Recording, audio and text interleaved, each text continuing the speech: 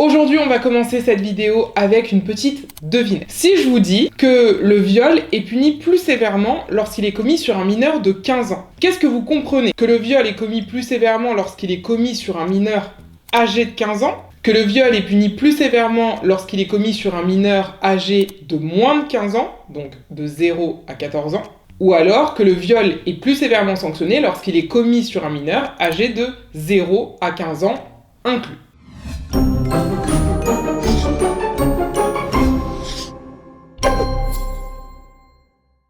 Aujourd'hui, avec cette nouvelle vidéo, on va essayer, ça sera la première à mon avis d'une longue série, on va essayer de poser 5 bases pour essayer de parler comme un juriste, c'est-à-dire en réalité ne pas commettre certaines erreurs de vocabulaire que les juristes ne pourraient pas s'empêcher de corriger ou de repréciser si jamais vous commettiez ces erreurs devant eux. En tout cas, certains.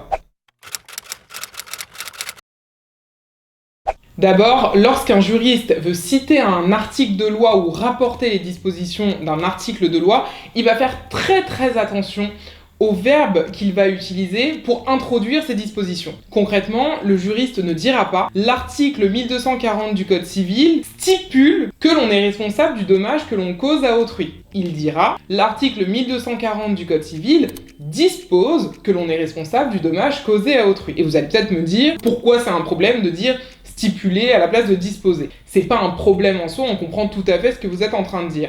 Mais en réalité, le terme stipuler n'est pas le plus approprié parce que le verbe stipuler renvoie aux stipulations contractuelles qui sont négociées, qui sont débattues par les parties et qui sont acceptées par les parties, alors que la loi, vous ne la négociez pas, vous n'avez pas à accepter de vous y soumettre ou pas, elle est impérative. C'est la raison pour laquelle on aura tendance à privilégier la loi dispose plus que la loi stipule.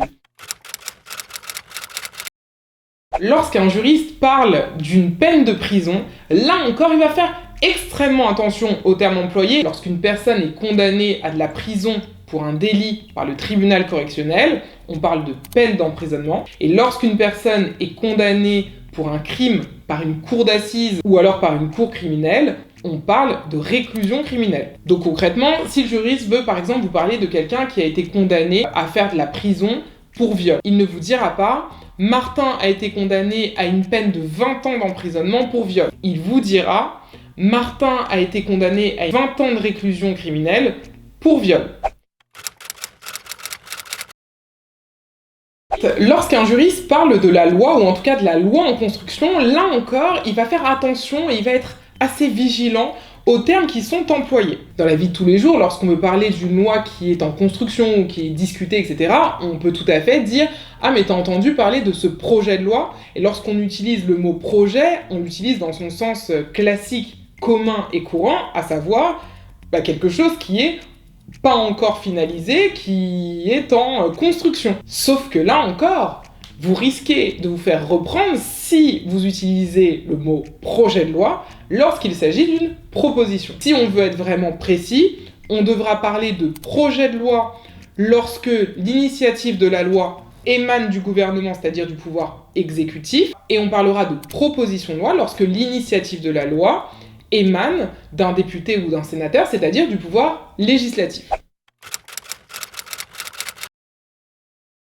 Lorsqu'un juriste parle d'un mineur, ça peut donner lieu à des incompréhensions avec la personne qui est en face. Pour que vous compreniez ce que je suis en train d'expliquer, je vais vous prendre un exemple. Le code pénal prévoit par exemple que le viol est plus sévèrement sanctionné lorsqu'il est commis sur un mineur de 15 ans. Mais cette expression mineur de 15 ans peut entraîner une incompréhension entre les personnes qui sont en train d'échanger. Lorsqu'on vous dit que le viol est plus sévèrement sanctionné lorsqu'il est commis sur un mineur de 15 ans, est-ce qu'on est en train de vous dire qu'il est plus sévèrement sanctionné lorsqu'il est commis sur un mineur âgé de 15 ans, lorsqu'il est commis sur un mineur de moins de 15 ans, ou lorsqu'il est commis sur un mineur jusqu'à 15 ans inclus? En fait, de prime abord, on pourrait facilement se faire avoir et se dire que un mineur de 15 ans, c'est un mineur âgé de 15 ans. Sauf qu'en réalité, mineur de, ça veut dire en dessous de. Donc, un mineur de 15 ans, c'est un mineur de moins de 15 ans, même si ça peut sembler redondant de le dire comme ça.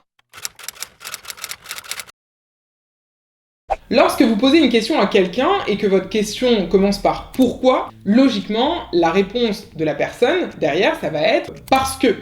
Le parce que, c'est la réponse naturelle et logique du pourquoi. Mais vous devez savoir que si vous demandez pourquoi à un juriste, il ne faudra pas être surpris si sa réponse commence parfois non pas par parce que, mais par attendu que. Pourquoi il pourrait recourir à ce attendu que, même sans s'en rendre compte parfois?